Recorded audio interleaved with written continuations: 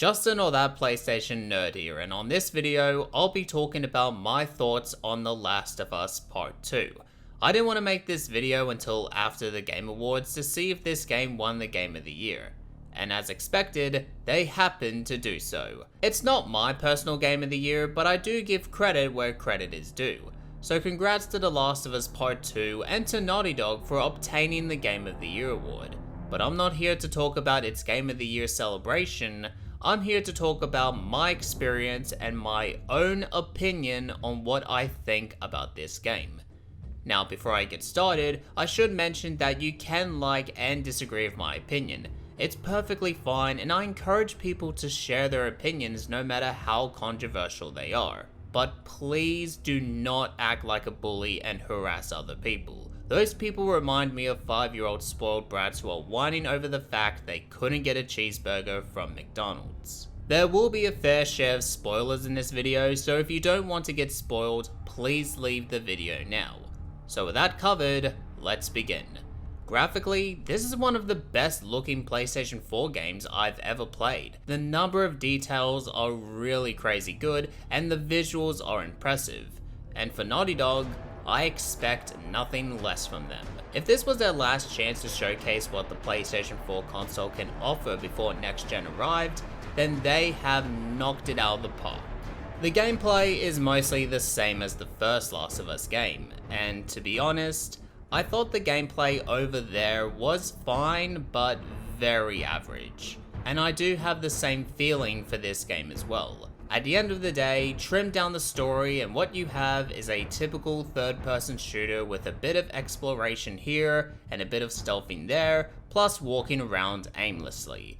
It's nothing too special here. It is a bit more improved, and it's mostly due to the smarter enemies you encounter. If you hide away from a clash with NPCs, they'll remember where you were last hidden and will check up on that spot to see if you're still there. And when you kill off one of the enemies and they spot one of their members dead, they'll call out their names like, "Oh my god, they killed Kenny, you bastards!" All jokes aside, I always enjoy these segments. The music does its job well. It's not that memorable to me, but I feel when an intense moment appears, the music does slowly creep in to complement the scene as a whole, so it does have a purpose. Now, as for the story is concerned, this took me a few playthroughs and watching the cutscenes multiple times to understand the direction the game was going. And I'll be completely straightforward and honest, I liked the story. And again, this took a few playthroughs to reach that verdict. I enjoyed the character change in Ellie. When her friend and somewhat father figure dies in a brutal way, a part of her also died on that day. And once was a sarcastic, hilarious girl who just wanted everyone to be happy, turned into a one-dimensional, heartless person with one thing in mind, to get revenge. And I believe that is what Naughty Dog was going for. And hell, I'll even go as far to say that I liked Abby as well. At first, you think she's a cold-blooded killer, but really, like Ellie, she's a nice and gentle human being who also wants to see the people around her happy. I think when it comes to the world of The Last of Us, there's no such thing as a villain. Only people with certain goals to accomplish. You'll definitely be in a roller coaster when you first experience The Last of Us Part 2 story, whenever if it's a good or bad feeling. However, the story isn't perfect. Let's just get that out of the way. Even before the teaser trailer was released, I knew Joel was going to be killed off in some way. After the events of the first game, you don't expect Joel to live a long happy life. I expected his death was going to be vicious and harsh, and it exceeded my expectations. The one thing I didn't like about Joel's death was how much of an idiot he was in his last few moments. Joel and Tommy walked into a room with a number of strangers and did not once thought to themselves that something might be a little bit off. Tommy confirmed my theory when he gave the strangers their location, and you might as well give them your mobile number and bank account details while you're at it. You don't do that to first-time strangers in real life, and I just thought Joel was way more smarter than that. I also think that throughout the game, this game features way too many flashbacks.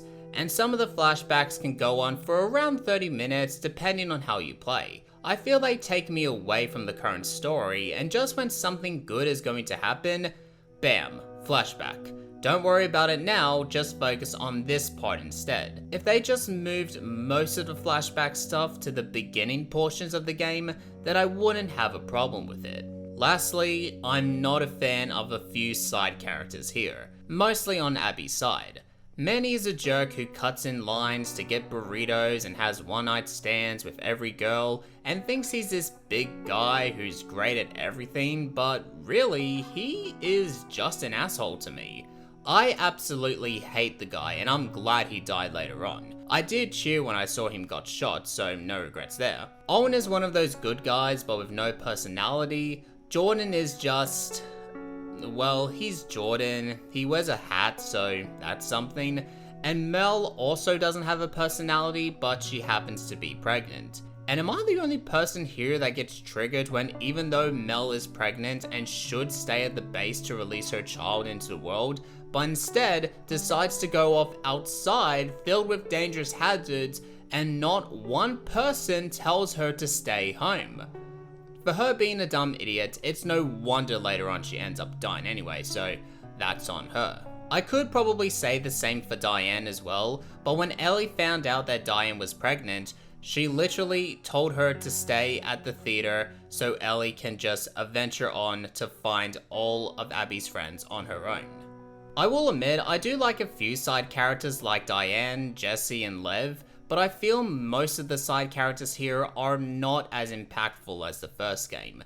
Even though this game features exploring around different households and gather as much items as you can, but it's really annoying to me when I try to open up a drawer, but 80% of the time there's literally nothing there. I sometimes feel